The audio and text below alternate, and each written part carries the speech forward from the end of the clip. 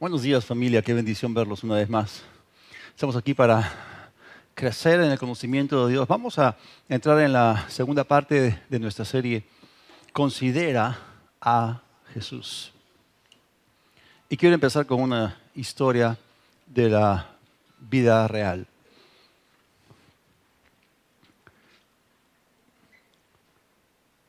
Un padre, pastor, y su hijo de 11 años tenía la costumbre todos los domingos, después del servicio del domingo de la mañana, en la tarde, salir a repartir volantes, tratados evangelísticos, folletos evangelísticos a la gente en su pueblo. Ese domingo en particular hacía bastante frío, estaba lloviendo. Entonces este niño de 11 años se puso su ropa más gruesa y se acercó donde su papá y le dijo: papito, ¿ya estás listo? Y él le dijo: ¿listo para qué? Papá, para salir a repartir tratados evangelísticos. Y el pastor le dijo: mira, hoy día está haciendo bastante frío y encima está lloviendo. Pero papi, ¿acaso la gente va a dejar de ir al infierno porque está lloviendo o hace frío? Entonces él lo miró así y le dijo: yo no voy a salir con ese clima. Entonces el niño miró a su papá asombrado y le dijo: papi, déjame ir a mí solo, yo quiero ir. El pastor lo miró y le dijo: mira, aquí están los tratados, anda, pero cuídate. Entonces el niño feliz, bien abrigado, salió y comenzó a recorrer las calles de ese pueblo y a repartir tratados. Todo aquel que se topaba con él en la calle le daba tratados o tocaba puerta por puerta. Así que ese niño, después de 2 horas de estar repartiendo volantes evangelísticos, estaba completamente empapado. Y llegó el momento en que tenía solamente su último tratado en mano. Cuando buscó a alguien a quien entregárselo, las calles estaban desiertas. O sea, volvamos otra vez al hecho de que estaba haciendo bastante frío y estaba lloviendo. Volteó y la primera casa que el niño vio se acercó, llegó a la puerta y tocó el timbre. Tocó el timbre y nadie respondía. Volvió a tocar el timbre y nadie respondía. Insistió, nadie respondía. Entonces estaba a punto de darse vuelta para irse, pero algo lo detuvo. O sea, tuvo la impresión de que insista. Entonces, tocó el timbre, tocó el timbre. Finalmente, golpeó la puerta con su pequeño puño. Y en unos segundos, la puerta se abrió lentamente y salió una anciana que tenía el rostro bastante demacrado. Y le dijo: hijo, ¿en qué te puedo servir? Y el niño le dijo: señora, disculpe, yo no quería incomodarla, pero quería decirle que Jesús verdaderamente la ama. Y aquí tengo un tratado evangelístico en el cual se nos habla acerca de Jesús y de su gran amor por nosotros. Entonces, la voz de este niño realmente causó que el corazón muerto de esta mujer se avivase. Y tenía una sonrisa radiante en su rostro, este niño, y él se dio media vuelta y desapareció entre el frío y la lluvia, y la señora le dijo: que Dios te bendiga, hijito. Cerró la puerta. Bueno, el domingo siguiente, el pastor estaba en la plataforma, ya había empezado el servicio, estaban avanzando con el servicio. Y él pregunta, ¿no? ¿Hay alguien aquí que tiene un testimonio de fe? ¿Algo para contar? ¿Algo de que Dios haya hecho en su vida? ¿Alguien quiere decir algo? Y de repente, en la última fila, lentamente, una anciana se puso de pie y dijo: pastor, quiero contar algo. Es la primera vez que vengo a esta iglesia. No conozco a nadie aquí, ni nadie me conoce a mí. Pero vine para contarles lo que me pasó. La semana pasada, como ustedes podrán saber, hacía bastante frío, estaba lloviendo, pero en mi corazón, la atmósfera, el clima era peor. Hace muchos años que vivo sola, mi esposo murió, no tengo a nadie en este mundo, Y el domingo pasado en particular, yo llegué a la conclusión de que mi vida no debía continuar. Así que yo busqué una cuerda y una silla y subí hasta el ático de mi casa y amarré la soga en una viga del techo. La amarré bien. Me paré encima de la silla y luego hice un nudo con la cuerda en mi cuello. Y toda desconsolada y desdichada como he vivido esos últimos años, estaba a punto de saltar para ahorcarme, cuando de repente sonó el timbre. ¿Domingo? ¿6 de la tarde? ¿Quién podrá ser? No voy a esperar que la persona se vaya. Esperó y el timbre seguía sonando. Y esperó que la persona que estaba tocando la puerta se fuese, pero el timbre siguió sonando. Y eso a ella la sobresaltó. Finalmente, el timbre siguió sonando, hasta que escuchó que golpeaban la puerta fuertemente. Entonces ella dijo, bueno, voy a ver qué está pasando. O sea, nadie nunca viene a verme. Nunca nadie toca mi puerta. ¿Qué debe estar ocurriendo? Entonces ella se sacó la soga del cuello y bajó y lentamente abrió la puerta y ella contó. Lo que yo vi con mis ojos era algo que jamás me hubiese imaginado. Vi un pequeño niño con un rostro radiante y que las palabras que me hablaron trajeron vida a mi corazón, que estaba desconsolado y ya muerto. Y me habló, y esas palabras, él dijo que Jesús verdaderamente me amaba. Entraron en mi corazón. Y después de que ese niño desapareció, yo cerré la puerta, leí ese volante, ese tratado, cuidadosamente cada palabra. Y después de leerlo, subí hasta el ático, quité la cuerda, bajé la silla, no las iba a necesitar más. Quiero que sepan que debido a que la dirección de esta iglesia estaba en la parte reversa de este tratado, es que yo he venido aquí para agradecerle a ese pequeño ángel, que gracias a Dios ahora, yo no soy ya una viuda desdichada, soy ahora una hija del rey. Ese domingo no existía ningún ojo seco en esa iglesia. El pastor que estaba en la plataforma bajó, se dirigió hacia la primera fila y se acercó y abrazó a su pequeño ángel y comenzó a sollozar inconsolablemente. Que la sensación de amor y honra que sentía por su hijo. Yo pienso que no ha existido en ninguna iglesia en la cual haya habido un momento más glorioso que ese momento, que fue impactante. Pero la única excepción es esta. Cuando el Padre que estaba en los cielos permitió que su Hijo entrase en este mundo sombrío, frío, tenebroso.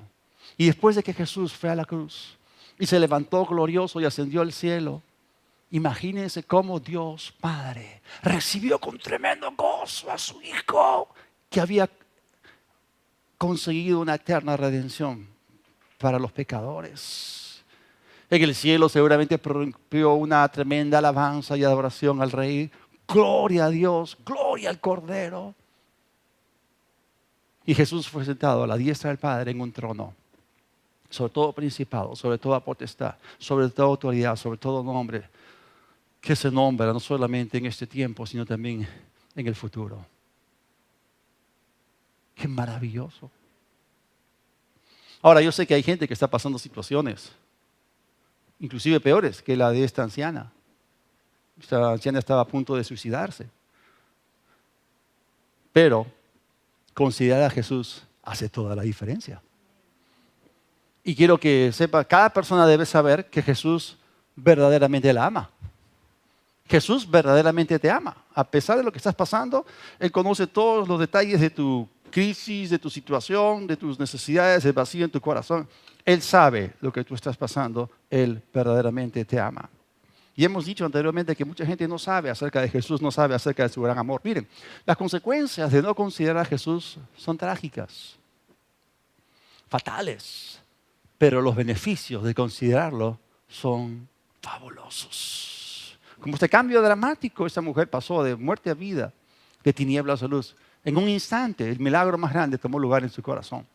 Y bueno, ella leyó cuidadosamente lo que estaba escrito en ese folleto evangelístico. La Biblia dice en el libro de Hebreos, por tanto, hermanos santos, participantes del llamamiento celestial, consideren a Jesús el apóstol y sumo sacerdote de nuestra confesión. Es interesante que cuando encontramos esa palabra consideren, esa palabra griega katanoeo, que aquí es traducida consideren, significa fijen su atención, sus pensamientos, fijen sus mentes, pongan sus mentes, piensen cuidadosamente, consideren detenidamente, consideren atentamente. O sea, no estamos hablando acá de algo que es superficial, estamos hablando de algo que es verdaderamente profundo. Y aquí se nos llama a que nosotros fijemos nuestra atención en Jesús. Y la palabra griega que estamos viendo, que estamos contemplando ahí, significa fijar la atención en algo hasta penetrar en su significado y percibir la lección que está allí contenida para que podamos aprenderla. Es más, en el libro de Lucas, en el capítulo 12, Jesús dijo, consideren los cuervos. Yo no estaba hablando acerca de mirar los cuervos de manera superficial, no se refiere a una mirada rápida, de reojo, está hablando de una mirada con profundidad. Lo que Jesús estaba diciendo, miren, consideren cuidadosamente, hay una lección objetiva enseñada a través de los cuervos, o sea, aprendan lo que Dios les quiere enseñar, miren cómo proceden los cuervos, en el sentido de que Dios cuida de ellos y que no se afanan absolutamente por nada. Entonces, cuando hablamos de este tipo de cosas, estamos hablando de una observación concentrada. O sea, todo lo que tiene que ver con la persona y la obra de Cristo es algo que tiene que ser considerado o pensado a fondo. Pero esa palabra considerar, katanoeo, considerar a Jesús implica reconocer que Él es mucho más de lo que nosotros hasta ahora hemos conocido en nuestra experiencia humana. Hermanos, la Biblia habla acerca de conocer el amor de Dios que sobrepasa todo entendimiento. Es un amor tetradimensional, altura, anchura, profundidad, largura. Es un amor que nuestra mente natural no puede alcanzar a comprender. Y quiero decirles que cuando nosotros estemos en la misma presencia de Dios y las olas de amor nos atraviesen, porque Dios es amor, irradia luz, y nos atraviesen, hermanos, vamos a estar tan impactados que no vamos a poder asimilarlo en una eternidad. Es mucho más de lo que nosotros hemos hasta ahora comprendido en nuestra experiencia humana. Con nuestras limitaciones, hermanos, pero cuando lleguemos allá va a ser tremendo. Entonces, este llamado de considerar a Jesús está dirigido a nosotros, a los cristianos, a los creyentes, a sus discípulos, para llegar a conocerlo en una más amplia y profunda dimensión.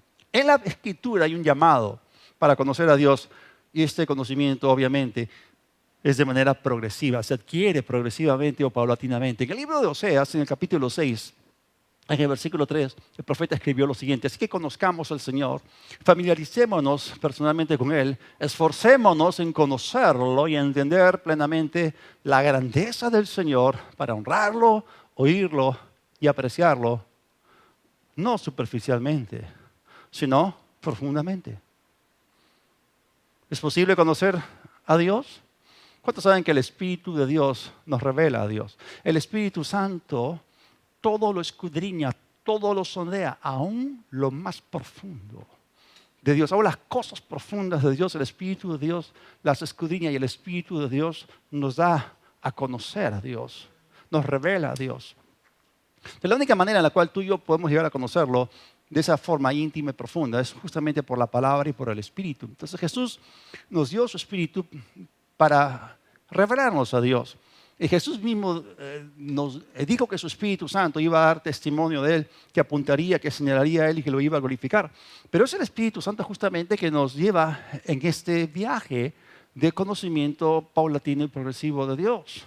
En Efesios 1, los versículos 15 y 17, el apóstol Pablo ora para que algo se activase dentro de los cristianos en la iglesia en la ciudad de Éfeso. Y esto es válido para toda la era de la iglesia. Él nos está pidiendo de que recibamos el Espíritu Santo. Ya lo tenían. Habían sido sellados por el Espíritu Santo, o con el Espíritu Santo. Eran morada o templo del Espíritu de Dios. El Espíritu de Dios ya estaba en ellos, pero tenía que ser activado en esta faceta de su ministerio revelador. Efesios 1, 15 al 17. Por esta causa, también yo, desde que supe de la fe de ustedes en el Señor Jesús y del amor que ustedes tienen para con todos los santos, no ceso de dar gracias por ustedes al recordarlos en mis oraciones. ¿Para qué? Para que el Dios de nuestro Señor Jesucristo, el Padre de gloria, les dé ¿qué? Espíritu de sabiduría y de revelación en el conocimiento de ¿quién? De Él.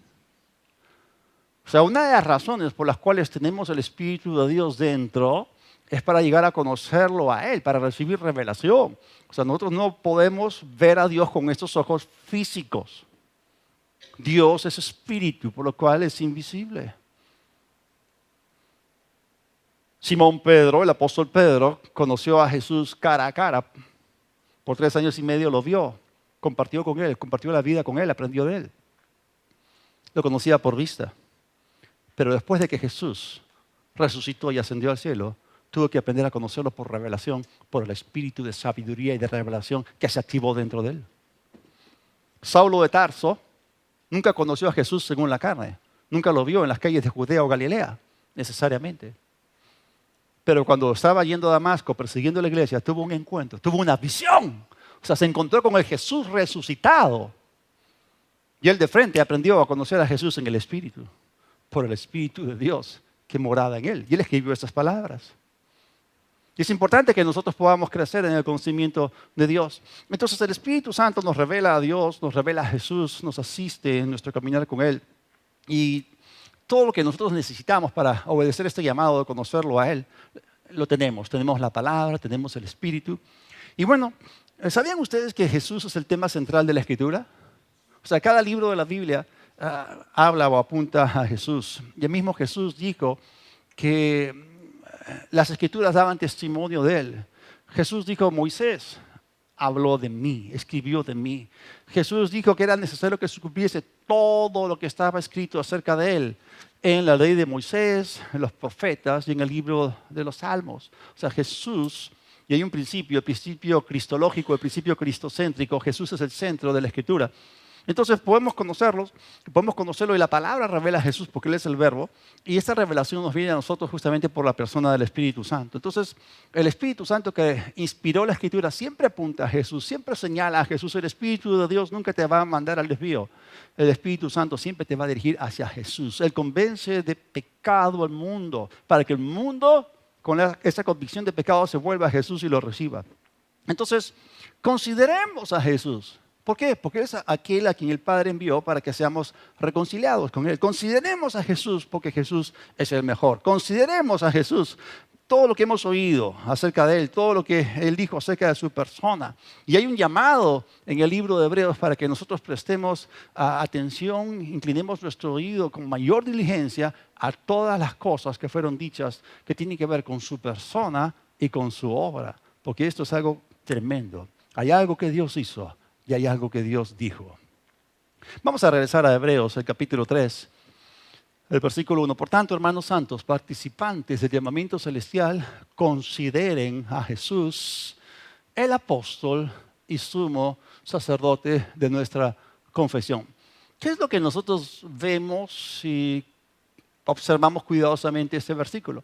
Bueno, al fijar nuestra atención en este versículo y en Jesús, en lo que se dice acerca de Jesús, vamos a ver aquí, vamos a notar que se le asignan a Él ciertos títulos que tienen que ver con oficios, tienen que ver con ministerios. Y quiero que ustedes entiendan de que Jesús tiene un presente ministerio hoy en el cielo. La mayor parte de la gente está familiarizada con lo que Jesús hizo en su ministerio terrenal en la tierra, el cual duró 3 años y medio. La mayor parte del sermón tiene que ver con lo que Jesús dijo e hizo mientras estuvo en la tierra. Estamos hablando de una ventana de 3 años y medio. Y Jesús tuvo ciertamente un ministerio terrenal en todo Israel, Judea, Samaria, Galilea, etc. Esa es la faceta conocida del ministerio de Jesús. Pero existe también una faceta oculta, misteriosa y desconocida y nada popular del ministerio de Jesús. Es el ministerio que Él empezó cuando ascendió y se sentó a la diestra de la majestad de las alturas, dice la Biblia, o la diestra del Padre en el cielo. Y ese es el ministerio que Él tiene ya por unos 2000 años. Estamos hablando de algo que ya ha cubierto la mayor parte de la era de la iglesia. Y la gente no piensa en esto. La gente no conoce a Jesús en estos términos. O sea, normalmente leen los evangelios y se quedan contemplando a Jesús en su ministerio terrenal. Pero eso está bien, eso fue tremendo. La obra de Jesús en la tierra, lo que Él hizo, lo que Él dijo durante esos 3 años y medio, su muerte, su sepultura, su ascensión, su resurrección, su ascensión, todo eso es fundamental para nosotros. Sin eso no estaríamos aquí. Repiten conmigo, pero lo que Él hace, lo que Él empezó a hacer, después de que Él traspasó los cielos y sentó a la diestra del Padre, es de igual importancia. Yo te quiero decir una cosa, hermano. Por más lindo que las historias que leamos en los evangelios, tú hoy día no te puedes relacionar con Jesús como el carpintero de Nazaret. No, no puedes, porque ese no es su oficio actual. No puedes. Tú tienes que aprender a pensar en los términos actualizados. Tienes que aprender a relacionarte con Él. Tienes que aprender a considerar a Jesús en los términos, en los oficios que Él tiene en la actualidad. Y la pregunta es, o sea, ¿estás familiarizado con Jesús y con su ministerio celestial? Porque Él ya no está en la tierra. O sea, Él ascendió, se sentó a la diestra del Padre y empezó un ministerio a favor nuestro. Miren lo que la palabra de Dios dice. Y como les dije, esta es una faceta desconocida, nada popular y misteriosa de Jesús. Y necesitamos considerar esto con profundidad. Porque eso es relevante. Esto tiene que ver con nosotros en el hoy. Nosotros motivamos a la gente para que se conecte con Dios, que se relacione con Dios, pero tenemos que hacerlo en los términos correctos. ¿Estamos ahí o no? Hebreos 8, versículos 1 y 2 y versículo 6. Ahora bien, el punto principal de lo que venimos diciendo es que el sumo sacerdote que tenemos, repitan conmigo, yo lo tengo. Ahora, noten ustedes que se está hablando de un oficio en particular. Dice que el sumo sacerdote que tenemos es tal, ¿no? O sea, estamos hablando acá de algo que, de su magnitud. Es como de tal manera amó Dios al mundo. O sea, es bastante, pero es algo que no se puede medir. O sea, acá está hablando de la calidad del sumo sacerdote que tú y yo tenemos, que está en vigencia, que está actual, que está activo, está en línea, está conectado. ¿Tú quieres chatear con alguien en WhatsApp? Si no está conectado, no la haces, pues. Pero Jesús está conectado, Jesús está en línea, está en la nube. Ok, bueno. El sumo sacerdote que tenemos es tal que se sentó a la derecha del trono de la majestad en los cielos. Él es, no dice, Él fue. ¿Dónde está Jesús ahora? Sentado a la diestra del Padre en el cielo, en los cielos. Y Él es... O sea, estamos hablando del presente ministerio de Jesucristo. No estamos hablando del pasado ministerio de Jesucristo hace 2000 años. Estamos hablando del presente ministerio de Jesús, el ministerio celestial, a nuestro favor. Dice, Él es ministro del santuario, de ese tabernáculo o templo verdadero levantado por el Señor y no por los hombres. Ya no es el templo en Jerusalén, ese templo fue destruido en el 70 después de Cristo. No existe, está hablando del templo verdadero, el original, el modelo original del cual Moisés construyó el tabernáculo en el desierto y del cual Salomón construyó el templo en Jerusalén y luego fue refaccionado por Herodes, etcétera, etcétera. Versículo 6 dice, pero nuestro sumo sacerdote ha recibido un ministerio. Repiten conmigo, Él es un ministro. Tiene un ministerio. Y está en un santuario. Nuestro sumo sacerdote ha recibido un ministerio mucho mejor. Ese es el tema del libro de Hebreos. Jesús es mejor. Pues no solamente es sumo sacerdote, también es mediador de un pacto mejor y establecido sobre mejores promesas. Entonces acá tenemos un tremendo upgrade. Acá tenemos unas tremendas mejoras. Estamos hablando del último software espiritual. Estamos hablando de todo lo que está actualizado, que ha sido puesto a nuestra disposición para que nosotros operemos sobre esa plataforma en el Espíritu. Es la plataforma más alta, más elevada. Es la plataforma más actualizada. Es más amigable y funciona muy bien para que todo aquel que tiene fe en Él se conecte y pueda fluir sin obstáculos. Porque en el Espíritu, hermanos, no hay limitaciones de velocidad de Internet. En el Espíritu las cosas son rapidísimas. Ahora, dice aquí que tenemos a Jesús, un mediador, un sumo sacerdote, es un ministro, tiene un ministerio. Y tenemos que aprender a relacionarnos con Él en esos términos. ¿Habías considerado a Jesús bajo esos términos anteriormente? Hay una ley. Está la ley de reconocimiento. Y luego que se aplica viene la ley del uso.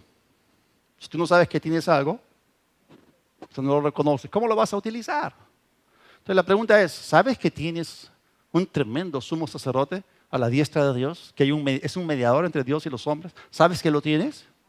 Entonces, si Él tiene ese ministerio y Él es un ministro en esos oficios, sácale jugo, pues. O sea, si te dan limones, haz limonada, por favor.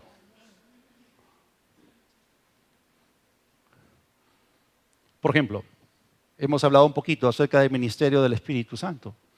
El Espíritu Santo fue enviado como el agente divino porque tiene un ministerio a favor del creyente. Él nos asiste, Él nos ayuda, Él es nuestro consolador, nuestro paracleto en griego, nuestro abogado, nuestro intercesor, nuestro maestro, también es nuestro profeta interior porque nos revela las cosas que habrán de venir. Una pregunta, ¿te relacionas con Él en esos términos? ¿Te dejas fortalecer? ¿Permites que haya una transferencia de sabiduría y de revelación del Espíritu Santo a tu espíritu? ¿Lo permites, lo experimentas, lo vives cada día? ¿Caminas en el Espíritu? ¿Tienes comunión con el Espíritu? ¿Oras en el Espíritu? ¿Estás lleno del Espíritu? ¿Hablas por inspiración del Espíritu? Sácale jugo a su ministerio. Y así como tú puedes exprimir, porque cuando te encuentras con una vaca cargada de leche, hermano, tú la exprimes hasta la última gota, ¿ok? De la misma forma, tú tienes que sacar provecho de ese ministerio porque está disponible para ti, está online, ¿ok? Y tú tienes el password, estás conectado. Y tú tienes que sacarle provecho al ministerio del Espíritu Santo, pero también a Jesús en su oficio, en su presente ministerio, a la diestra del Padre, porque es completamente tuyo. Tú lo tienes. Tú lo tienes. Entonces, Él es un ministro, tiene un ministerio a tu favor, está en el cielo, te relacionas con Él en esos términos. ¿Consideras así a Jesús? Repito, ¿consideras así a Jesús? ¿O el cuadro mental que tienes en tu cabeza con respecto a Jesús es anticuado y es el de Jesús caminando en las calles de Judea y Galilea? Pues no. Jesús, el Dios hombre que caminó en las calles de Galilea, ahora ha resucitado y Él como hombre es glorificado. Porque hay un solo Dios y un solo mediador entre Dios y los hombres, Jesucristo hombre, sentado a la diestra de Dios. O sea, Jesús dejó la gloria en el cielo y vino, se encarnó. Entonces la gloria que Él irradiaba como Dios estaba cubierta con un velo, estaba rodeado de un velo. Pero ahora, hermano, ya no hay velo. Entonces Jesús es glorioso. Por eso Saulo de Tarso cayó al suelo cuando Jesús glorificado se le apareció. Hizo que Jesús estaba controlando la luz que irradiaba, si no lo hubiese matado, ¿no? Entonces Jesús resucitó, ascendió y está a la diestra del Padre. Entonces, si tú no te relacionas con Él en esos términos actualizados, estás en desventaja. Estás en una posición desventajosa. Ahora, cuando uno empieza a considerar a Jesús, recién ahí empieza a comprender quién Jesús es. O sea, hay un catalizador, o sea, hay algo que dispara, es como un trigger, es como un gatillo que dispara esto de que se active el espíritu de sabiduría y de revelación en el conocimiento del qué cosa es eso. Segunda Timoteo 2:7 dice, considera lo que digo y el Señor te dé entendimiento en todo. El inicio del entendimiento, de una manera profunda e íntima, de lo que tiene que ver con la persona y la obra de Jesús, empieza. El inicio es cuando tú empiezas considerando. Porque pones tus ojos en Jesús. La Biblia dice, puestos los ojos en Jesús. ¿Cuántos de ustedes se acuerdan de la historia de los hijos de Israel, los israelitas, murmurando de Dios y de Moisés en el desierto? Y de repente se dieron lugar al diablo. El diablo es representado por una serpiente. Y luego un montón de serpientes ardientes, dice, comenzaron a morder a los israelitas y comenzaron a morirse por montones. Entonces, clamaron a Dios por misericordia y Dios le da una estrategia a Moisés. O sea, la salvación, la salida es esta. Erígete una serpiente de bronce, colócala sobre un poste y levántalo. Todo aquel que mire, todo aquel que haya sido mordido o picado por las serpientes, todo aquel que mire esa serpiente se salvará. Y no era una mirada casual, era una mirada, así como considerar como katanoeo en griego, era una mirada de fe. Una mirada de fe, una mirada al Señor es la que puede salvar al pecador, es la canción, ¿no? Entonces, es una mirada diferente. Entonces, lo que Pablo le está diciendo a Timoteo, porque Timoteo estaba siendo enseñado por Pablo con respecto a aspectos del ministerio, le dice, considera lo que te digo, ¿no? Y el Señor te da entendimiento en todo. Entonces, de la misma forma, considera lo que tiene que ver con Jesús, sus oficios, su ministerio, y el Señor te da entendimiento. Entonces, Jesús es un ministro, tiene un ministerio, tiene varios oficios en el cielo. Pero regresemos, vamos a ver cuáles son estos. Hebreos 3:1, otra vez, por tanto, hermanos santos, participantes del llamamiento celestial, consideren a Jesús, el apóstol y sumo sacerdote de nuestra confesión.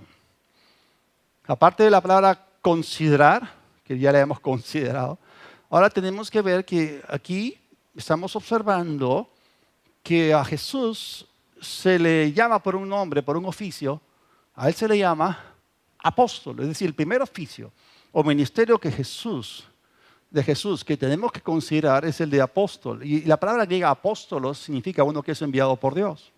Entonces, la única vez que en toda la Escritura, en el Nuevo Testamento, que a Jesús se le llama apóstol. Y el escritor de Hebreos, de manera intencional, utiliza esto y aplica este título a Jesús. ¿Saben por qué?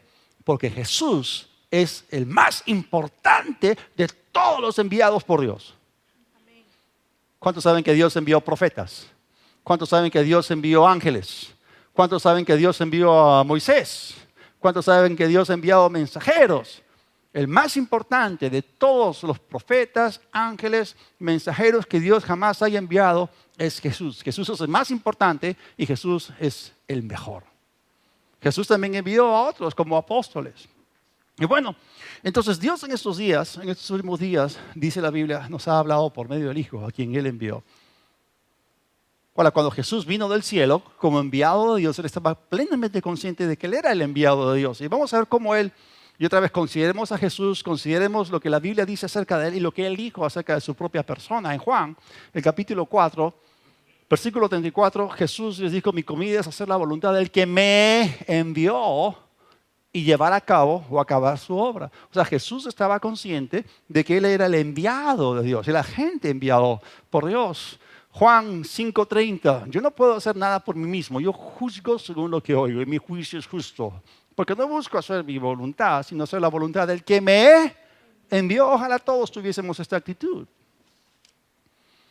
Juan 6:38, porque no he descendido del cielo para hacer mi voluntad, sino la voluntad del que me envió. O sea, Él estaba completamente consciente de que Él era el apóstol o el enviado de Dios.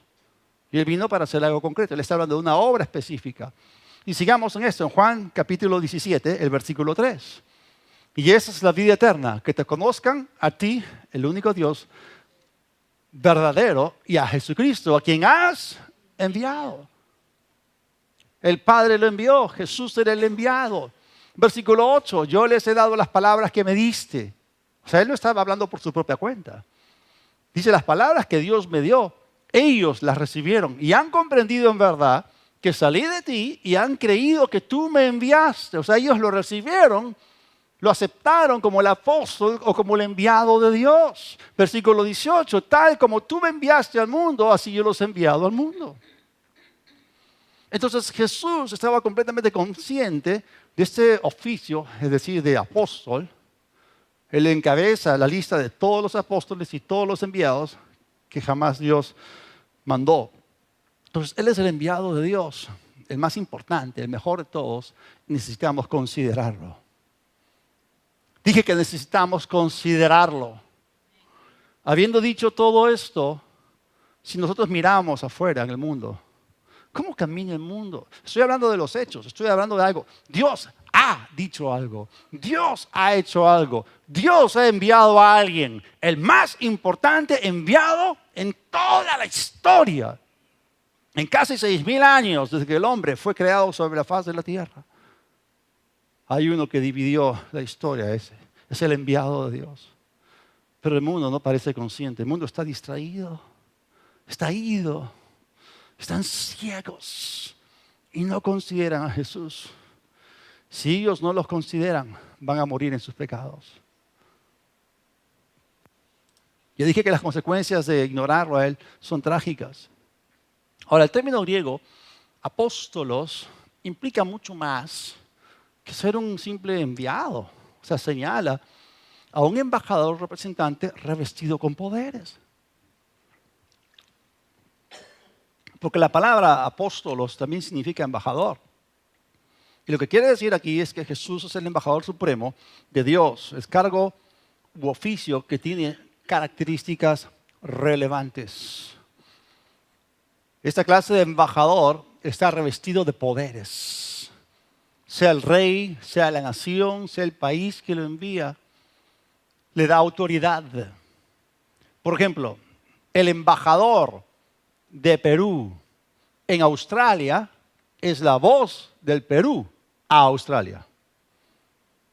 Es el enviado, es el representante. Un embajador es un mensajero enviado. Representa al rey, al reino o al presidente. Y Jesús vino con la voz de Dios. Jesús fue la voz de Dios. Dios habló por medio de él. Y cuando Jesús hablaba, cuando Jesús enseñaba, no lo hacía como los escribas o como los fariseos, sino Jesús hablaba como alguien que tenía autoridad. Porque la palabra de Dios es la autoridad de Dios. Y Jesús fue el vocero, Jesús fue el mensajero. Y en esos postreros días, en estos últimos días, Dios nos ha hablado por medio del Hijo. Y si toda palabra dada a través de los ángeles, si fue desobedecida, recibió justa retribución. O sea, ¿cómo la gente va a escapar si desechan a aquel que nos habla desde los cielos? Y Jesús acá en la tierra fue la voz del Padre. Y Jesús dijo, yo no hablo por mi propia cuenta. Lo que el Padre me dijo, yo lo hablo exactamente. Entonces Él vino como el mensajero divino enviado por el cielo para anunciarnos en persona esta salvación tan grande que no nos podemos dar el lujo de descuidar. Y por eso es necesario considerar esas palabras que Él vino a decirnos de parte de Dios. Y son palabras que el viento no se va a llevar, porque son las palabras de Dios. ¿Y cuántos saben que la palabra de Dios vive y permanece para siempre? Y lo que Jesús dijo en esos 3 años y medio no va a desaparecer. Esas son las mismas palabras que nos van a pedir a nosotros cuentas. Juan capítulo 12, versículos 44 al 50. Este pasaje es sumamente importante. Jesús clamó y dijo, y recuerden, ¿quién está hablando acá? El agente enviado por Dios, el apóstol de Dios. Él dijo, el que cree en mí, o sea, aquel que el Padre envió, el que cree en mí, no cree en mí. O sea, ¿entienden lo que está diciendo? El que cree en mí, no cree en mí, sino en el que me envió. Y el que me ve, ve al que me envió. O sea, él sigue insistiendo que él es un enviado representando a Dios del cielo. Dijo, yo soy la luz. O sea, de todos los enviados, Él es el verdadero. Yo soy la luz, he venido al mundo para que todo aquel que cree en mí no permanezca en tinieblas. Al que oye mis palabras y no las obedece, yo no lo juzgo. Porque yo no he venido a juzgar al mundo, sino a salvar al mundo. Pero miren lo que dice ahora. El que me rechaza y no recibe mis palabras, tiene quien lo juzgue.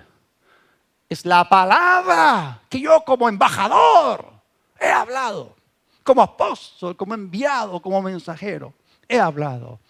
Ella lo juzgará en el día final, porque yo no he hablado por mi propia cuenta.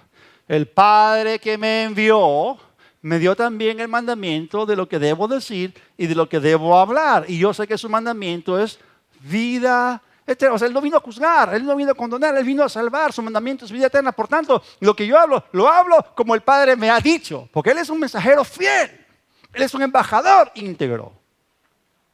Entonces, Dios el Padre envió a Jesús para que creyendo en Él pasemos de tinieblas a luz y de muerte a vida. ¿Cuántos saben que la luz disipa las tinieblas? Considera la luz. Considera a Jesús. ¿Cuántos saben que la vida quita la muerte? Considera la vida, considera a Jesús. Y Él no vino para juzgar, Él vino para salvar. Ese fue su propósito al venir al mundo, tal como Él dijo acá. Ese es el mensaje que Jesús trae como apóstol, como enviado, como mensajero, como el embajador de Dios. Y Él ha hablado. Y Él ha hecho algo, una obra tremenda a favor nuestro en la cruz. Y cada persona en este mundo tiene dos opciones. O le cree o lo rechaza. O sea, no hay término medio, no hay escalas o tonalidades grises en este asunto. Pero escúchame bien, hermano, la palabra de Cristo que rechaces se enfrentará contra ti y te acusará delante de Dios en el día de juicio. Allí Dios no será tu padre, Él será tu juez. Y no hay forma de escapar, no hay escapatoria.